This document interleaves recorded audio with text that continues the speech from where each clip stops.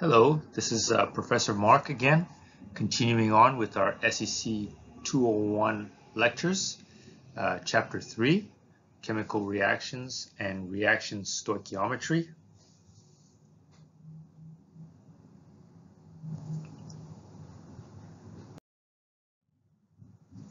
So, chemical reaction, just like a mathematical equation. A math equation requires an equal sign. A chemical equation requires an arrow.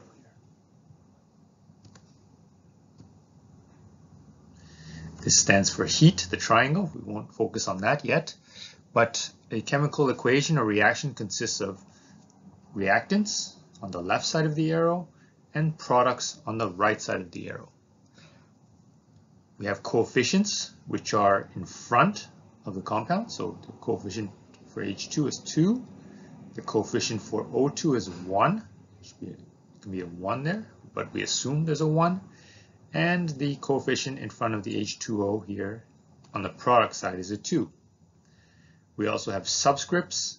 In this case, we have 2 hydrogen atoms. The subscript is 2. Oxygen molecule, the subscript is 2, meaning 2 oxygen atoms. And here we have 2 hydrogen atoms and 1 oxygen atom. Of course, when we look at the overall equation, we have to take into consideration both the coefficient and the subscript. So here we have, for 2H2, we have 4 hydrogen atoms. So when we balance an equation, we always look at the number of atoms on the left has to equal to the numbers on the right. So here it's summarized nicely by the reactants and the products. We have 4 hydrogen atoms. 2 times 2 is 4.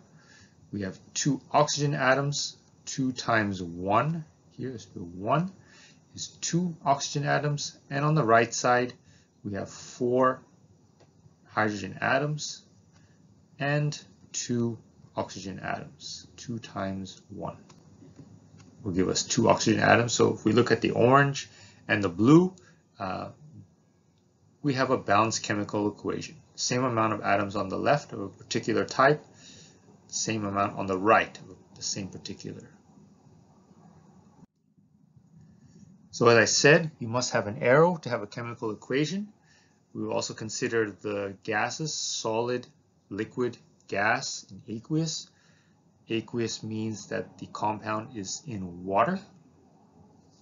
And we have the triangle, as I said earlier, just means heat.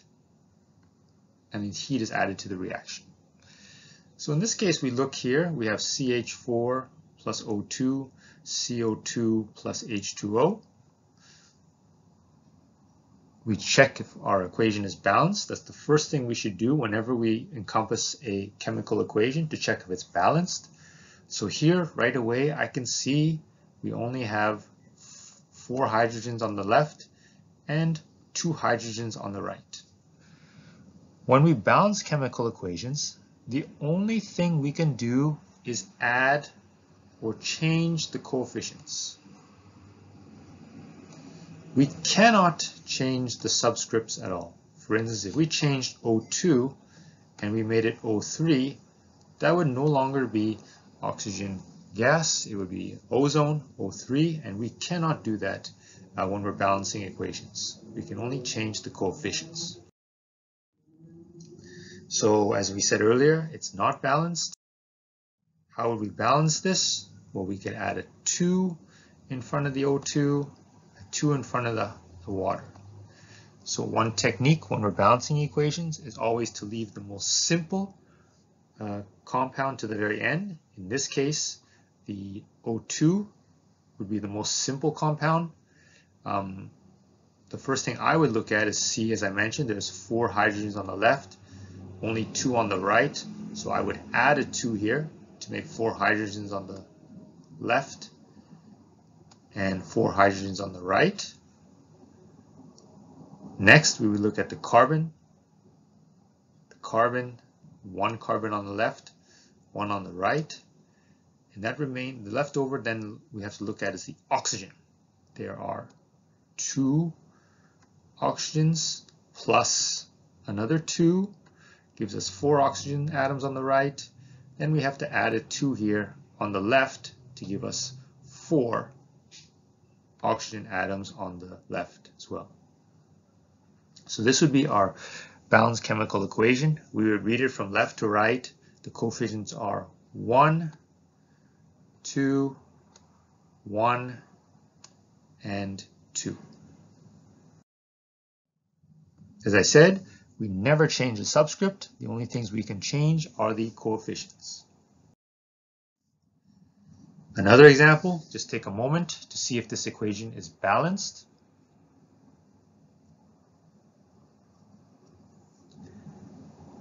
We have sodium on the left plus water gives us, if you recall from chapter 2, naming compounds, sodium hydroxide and H2 gas. The forms are solid, liquid, aqueous, and gas. So right away I would say this is not balanced, because if we look at the hydrogens, we have 2 hydrogens on the left, and we have 2 plus 3 hydrogens on the right. Not balanced. When we try to balance, I would leave the most simple one to the very end in terms of putting the coefficient in front. I would not put any numbers here in front of the sodium until the very end, till we figured out our oxygen, till we figured out our hydrogens.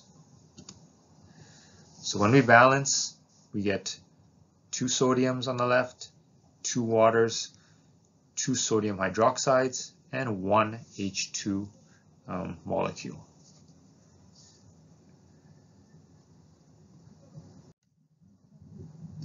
So you don't have to read at the moment, but the first thing is you write out the chemical equation that's unbalanced. As I said, you would leave the most simple one to the very end in terms of balancing. That's one way to balance chemical equations, a clue. And when you check your answers, you have to make sure that each coefficient is its smallest possible value. Meaning if I had compounds, I'm just making up the compounds, let's say 2A, let's say after I balance, I get 2A plus 4B gives me, I'm just going to say 2A, 2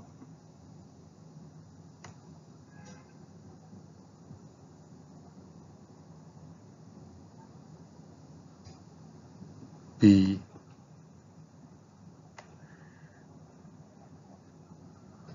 I'm going to say 4. Let's take an eraser. Let's get rid of this 2.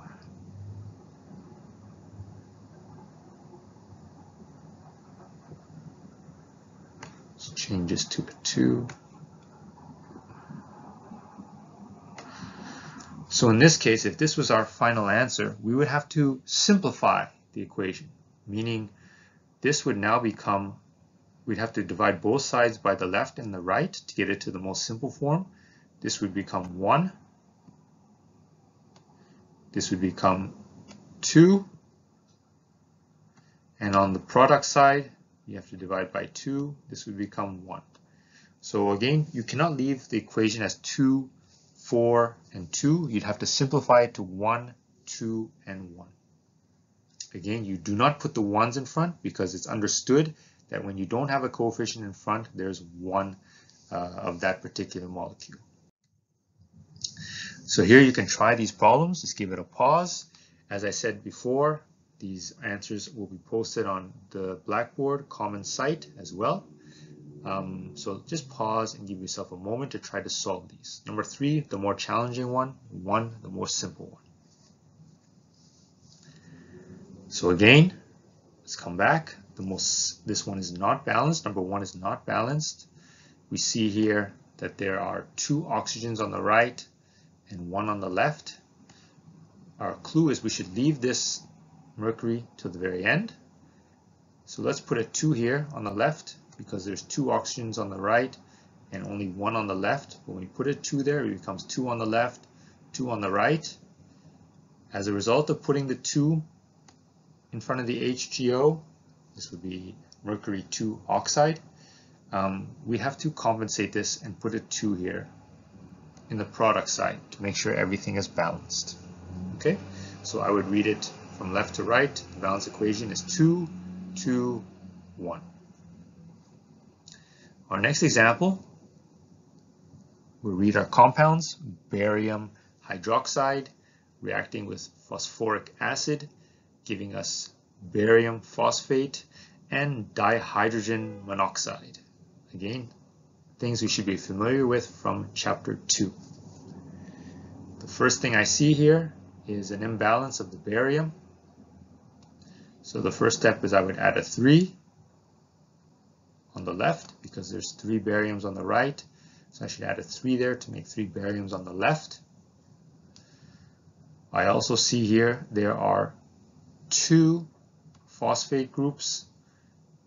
I would compensate that and put a 2 here to make 2 phosphate groups on the left. So then we have 2 phosphate groups on the right and 2 on the left. And then we see what's left over. The last one to consider is the hydrogens. So there are 6 hydrogens here. 2 times 3 is 6 hydrogens plus another 6. Gives us 12 hydrogens on the left. So let me just write that, 12H. And on the right, I only see 2 hydrogens, so I have to add a 6 to give us now 12 hydrogens on the right. So our balanced equation, 3, 2, 1, 6, going left to right.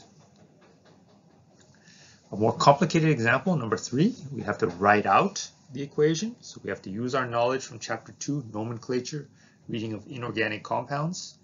Let's do this. Sodium phosphate, sodium plus phosphate, if you remember, is 3 minus. We crisscross those two to give us NaPO4 plus magnesium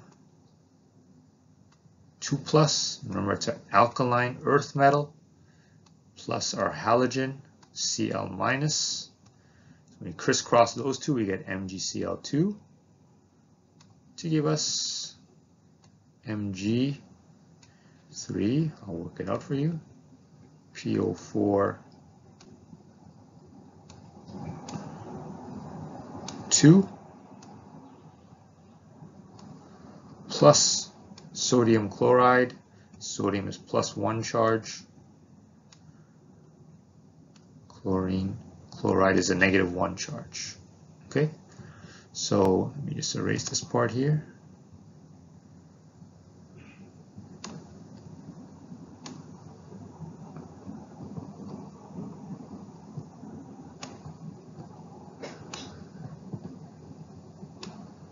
So I'll work it out for you.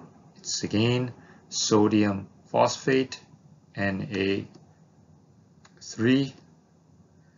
Remember the 3 comes from the 3 minus of the phosphate, plus MgCl2. Why 2? Because the Mg has a 2 plus. When you crisscross, the 2 comes down to give MgCl2. Okay, so when we look at these two, I would leave the most simple one, which is NaCl, to the very end. I focus here and I see 2 phosphates on the right, so I would put a 2 here to get 2 phosphates on the left. We look at the chlorine, or we can look at the magnesium, sorry. We see 3 magnesiums on the right. We should put a 3 here to get 3 magnesiums on the left. As a result, we have 6 chlorides. We should put a 6 in front here on our products. And hopefully the 6 chlorides on the right. We have here 6 chlorides on the left. How about our sodiums? We have 6 sodiums on the left, 2 times 3. And on the right, we have 6 sodiums on the right. So this is our balanced chemical equation. the coefficients would be 2, 3, 1, and 6. In your chemistry labs, you're going to encounter different types of chemical reactions. We'll go through the first few that we should be familiar with. The first one is a combination reaction, where we have two simple compounds coming together to make something more complicated. So we have A plus B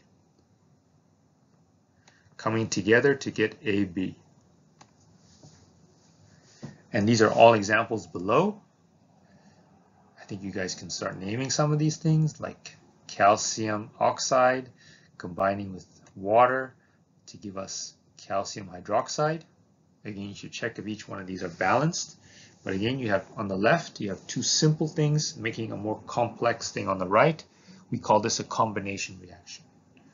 Aluminum plus bromine gives us aluminum bromide.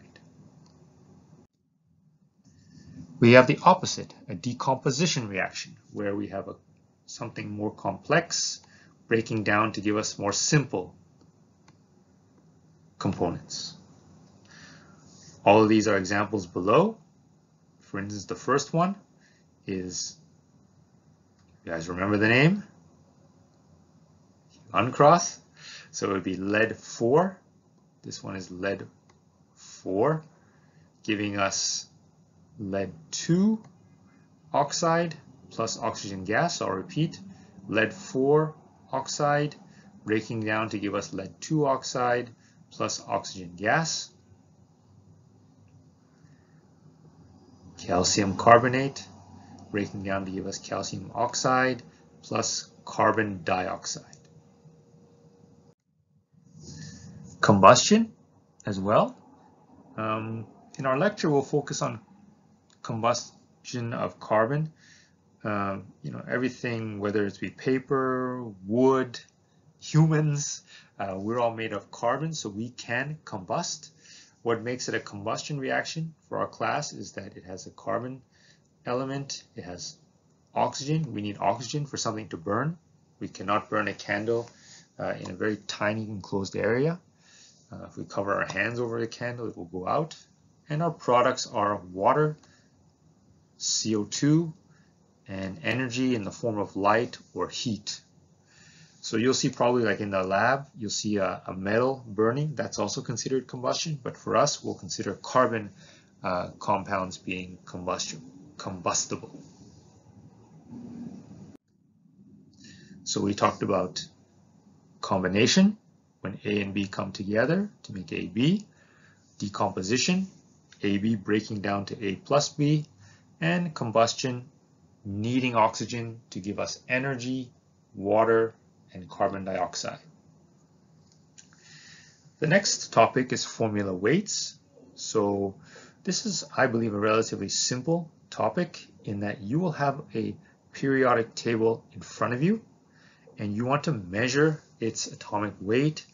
We also say molar mass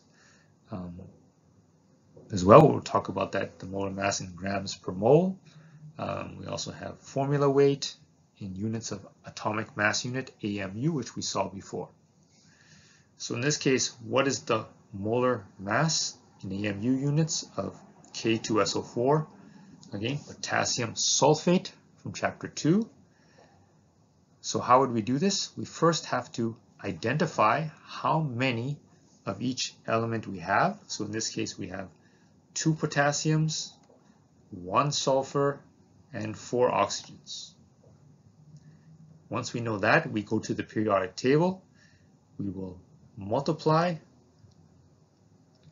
the value. So 39.1, I got that from the periodic table. Multiply by 2, because there's 2 of them. For sulfur, 32.07 times 1, because only 1 sulfur, and 16 AMU times 4 to give us 64. When we add up and do the math, we get 174.27 AMU formula weight. or molecular mass. The next case, we have calcium phosphate. We have 8 oxygens, 2 phosphorus, and 3 calcium. Here's the math. Again, we cannot do this unless we have the periodic table in front of us. And we add these up, we get 310.18 AMU.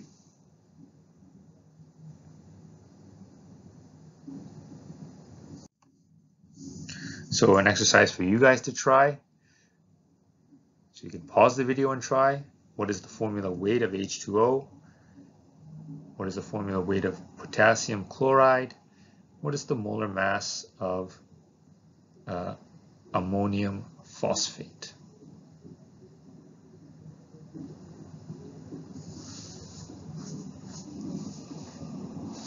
So we come back. I'll do the more challenging one. Ammonium phosphate. Ammonium is NH4. We have PO4 for phosphate.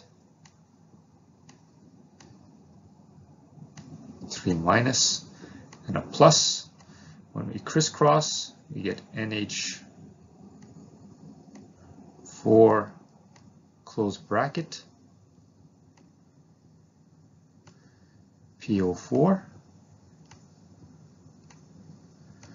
So now we have to break down each element. We have for nitrogen, we have 3 nitrogens times 14. We got this from the periodic table, the value of 14. For hydrogen, we have 12 of them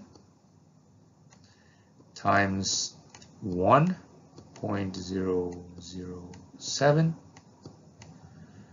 We have phosphorus, we have 1 times 30.97. And the last one, we have oxygen, 4 times 16. Okay, so when we do the math, we add all these up. Hopefully we get an AMU, atomic mass unit, of 149 AMU. Molar mass, we'll talk about grams per mole as well for a unit, but 149 AMU.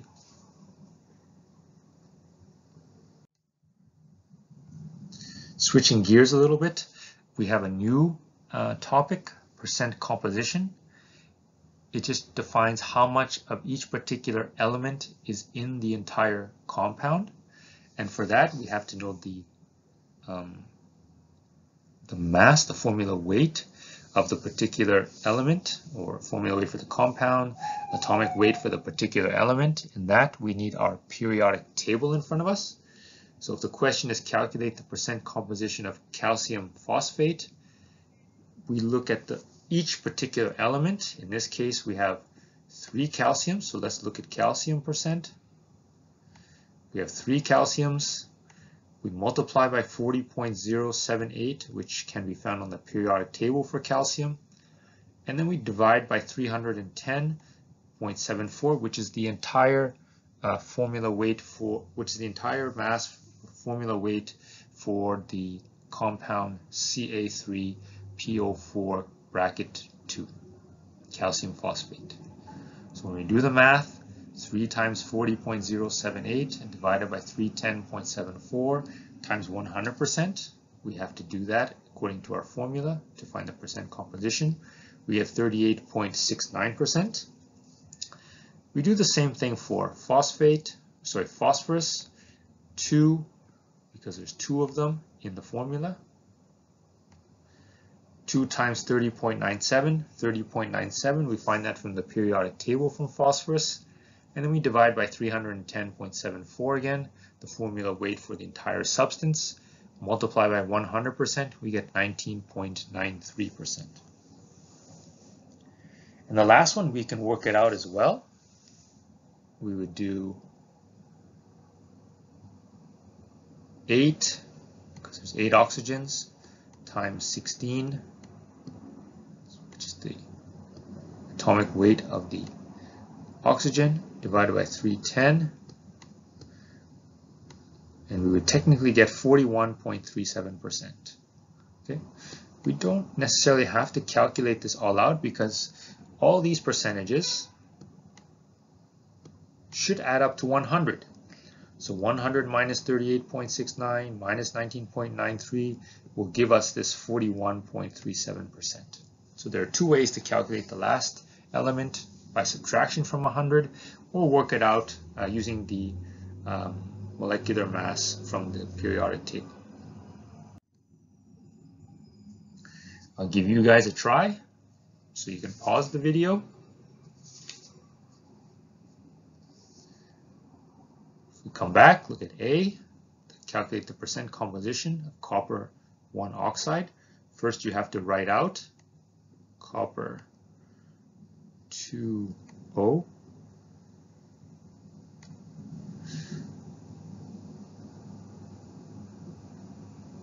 In fact, this is a mistake because we have here copper 1 oxide. I'm just taking a second. It actually is okay because let's take a step further back. We have copper 1 plus O2 minus oxygen is a chalcogen. We cross multiply. We get Cu2O. Okay. So to find the percent composition of each one, first we have to find the molar mass of copper 2O. And there we have 1 oxygen, so that's 16. And for the copper, we have 2 of them, so that's 63.54. We got this from the periodic table, times 2.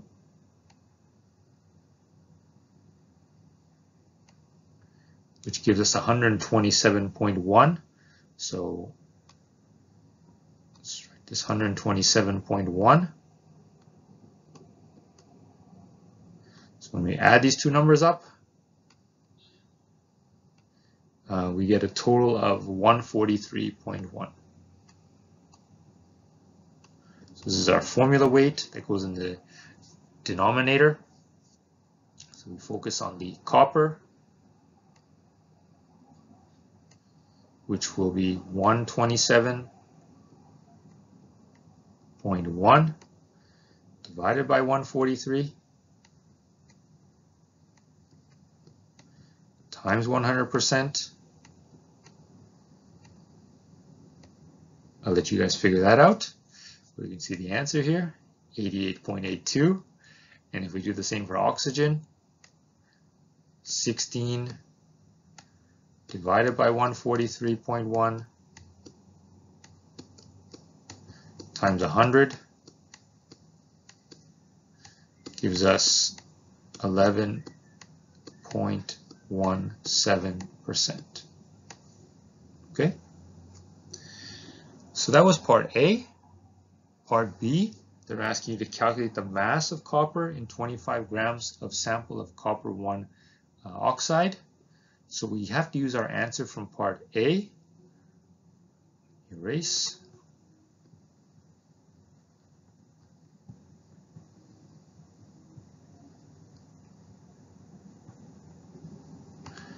So for part B, it would be 25 grams. That's how much grams is in the sample. We focus on the copper. So then we multiply by 88%. We must convert that to a decimal, 0.8882. And hopefully we come up with this number, 22.2 grams. Okay. So again, this takes a little practice. Of course, I encourage you to go to Sapling to practice there as well. Also, we have a tutorial which you bought with the lab manual. There's a tutorial package where you can try questions from chapter 3 as well. So one of the main themes in chemistry is the mole. So we'll start hopefully simple by talking about Avogadro's number and the mole. The analogy I like to use is donuts or eggs. When we're asked to find out how many donuts are in 1 dozen, we would multiply by 12. If I were to ask you 2 dozen, how many donuts would that correspond to? You would have to go from the middle to the top right and multiply by 12. So if I asked you how many donuts are in 2 dozen, you would say 24, and mentally you would go 2 times 12 is 24. Just like if I asked you how many dozen are in 12 donuts, so I start here on the top right and I ask you how many dozen are in 12 donuts, you would follow your roadmap here and divide by 12 and get, well, the question was how many are in 12 donuts, if I remember. How many dozen are in 12 donuts, you would divide by 12 to get you 1 dozen. Or if I asked you how many donuts or how many dozen are in 6 donuts, you would take the 6, follow the roadmap, divide by 12, and get half a dozen, 0.5 dozen. Okay. And of course, this seems simple. You're just multiplying by 12 or divide by 12. But when we're working with molecules or atoms, which are a huge number, we have to use our calculator and keep this roadmap in our minds. So continuing with our donut analogy, if you recall from our SI units, the amount of substance is defined by the mole. And we use mole to define how much substance we have because the numbers, when we do the calculations, are more workable, meaning we get usually values between 0.01 mole and 2 moles. If we were to talk in terms of number of atoms, that would be large numbers of atoms. For instance, if I said, if you talk to somebody at a restaurant, you wouldn't say, I want a cup of water. You would have to say something more complicated. I want 1 times 10 to the 25 molecules of water. And it's easier to use mole in chemistry. So the same idea, if I were to give you 1 mole of water, if I were to ask you how many molecules this pertain to, you'd have to multiply 1 times 6.02 times 10 to the 23rd. And conversely, if I were to ask, if I said you have 1 times 10 to the 25 molecules of water, and I asked you how many moles that would equate to, you would follow our roadmap again and divide by 6.02 times 10 to the 23rd. And this 6.02 times 10 to the 23rd is Avogadro's number. You can apply it to atoms, molecules, students, teachers. It's a unit conversion where you write in the numerator 6.02 times 10 to the 23rd divided by, or per mole, if you're going from moles to number of atoms or molecules. And just like a unit conversion or a conversion factor, if you're going from number of atoms or molecules to moles, you would put 6.02 times 10 to the 23rd in the denominator. And this number 6.02 times 10 to the 23rd particles came about.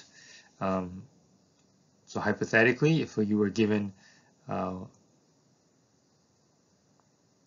carbon 12, isotope carbon 12, and if you were given 1 mole of carbon 12, and you were to count all the number of atoms of carbon 12 in 1 mole, you would get 6.02 times 10 to the 23rd atoms. And we'll talk about this in more detail soon. So as I said, the amount of substance that contains as many elementary entities or atoms or molecules as there are in exactly 12 grams of carbon. So if I took 12 grams and I wanted of carbon 12 and I wanted to find out how many atoms there are, if I were to count, we would get 6.02 times 10 to the 23. And this Avogadro's number can be applied to students, it can be applied to atoms as well. It can be applied to molecules. So you can think of it as a unit conversion. We look here, we have examples how to convert from the mole to the number of atoms or molecules. Here the first question, we have 1 mole multiplied by, if we have 1 mole and we want to find out the amount of atoms of hydrogen, we would take the mole, multiply by Avogadro's number to get 6.02 times 10 to the 23. If I were to take 0.5 moles of carbon monoxide and I want to ask you how many molecules of carbon monoxide, we look at the roadmap, we start in the middle, and then we have to get to the top right, and looking at our map, we have to multiply by Avogadro's number 6.02 times 10 to the 23. If we go the other way, we have 1.20 molecule, 1.20 times 10 to the 24 molecules of CO. We want to find out how many moles this is, so we have to go backwards. And we divide by 6.02 times 10 to the 23. So we do the math here, and this gives us 2 moles of CO. Okay, so please make sure you understand this concept. This concept will be used throughout. If you need to use another resource, that's fine as well. I want you guys to try this, and we'll come back in a second. So you can pause the video. So in this case, we have how many molecules of water are there in 0.2 moles of water. So we start in the middle because we're given the amount of moles and we want to get to the number of water molecules. We have to multiply by Avogadro's number. Okay, so when we do that, we do 0.2 times Avogadro's number, 6.02 times 10 to the 23rd. We get 1.2 times 10 to the 23rd. So here you have to be familiar with your calculators, how to use 6.02 times 10 to the 23rd on your calculator, and you have to make sure the units will cancel as well. The second one, how many moles of gold are there in 2.33 times 10 to the 23rd atoms of gold? So I'll write this out for you. 2.33 times 10 to the 23 atoms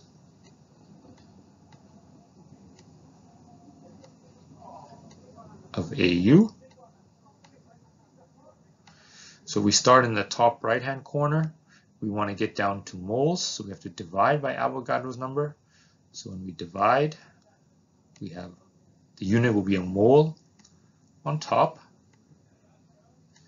and on the bottom the unit will be 6.02 times 10 to the 23 atoms of gold. Let me write that here, atoms of AU. So when you do this on the calculator, it's 2.33 times 10 to the 23 times 1 divided by Avogadro's number, 6.02 times 10 to the 23. Hopefully you get this 0.38 moles. And the units don't lie. The atoms of gold in the numerator will cancel with the atoms of gold in the denominator. So all you're left with on top is moles. And that's our answer. Our answer is in moles. Okay? The third example, how many moles are in 3 times 10 to the 25 molecules of carbon monoxide? So we start in the top right hand corner, and we would end up dividing by Avogadro's number, 6.02 times 10 to the 23, to give us 49.8 moles. Again, these are worked out in the attached document for Chapter 3. So I alluded to this earlier, molar mass, which is grams per mole. If we want to find the molar mass of a particular compound, we would need to look at our periodic table. So if we wanted to find the molar mass of water, it would be 18.015 grams per mole. That's another unit for molar mass. And how do we get that? We have 16 for the oxygen, and for the hydrogen, we have 2 of them, H2O. We have 2 H's times 1.007.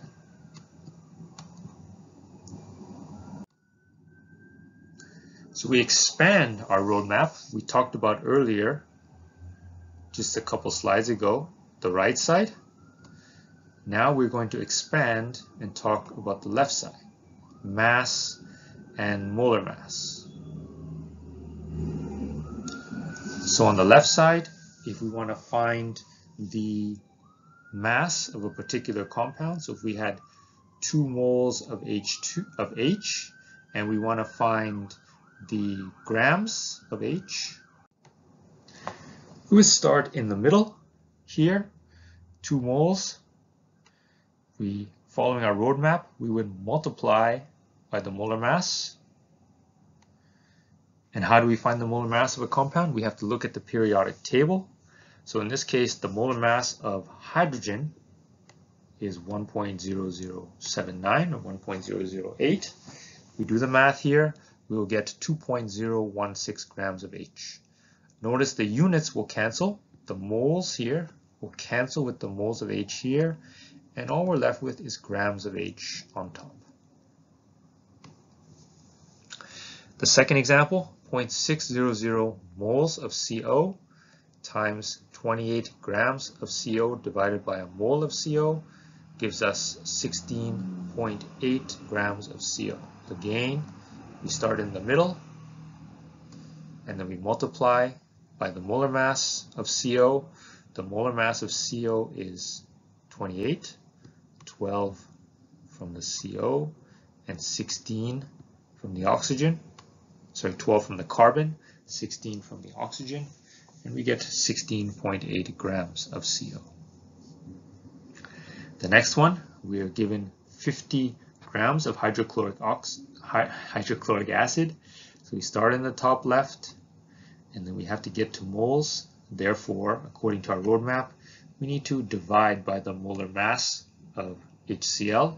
So we need the periodic table in front of us, and we get a molar mass of 36.45 grams per mole. So 50 grams divided by 36.45 grams is 1.371 moles of HCl. Try one problem on your own. We have 45 moles or how many moles are in 30 grams of carbon monoxide? So looking at our roadmap, we start on the top left and we want to go to the middle. So we write 30 grams of carbon, and we need to divide by the molar mass of carbon monoxide. So we're going to divide for every mole.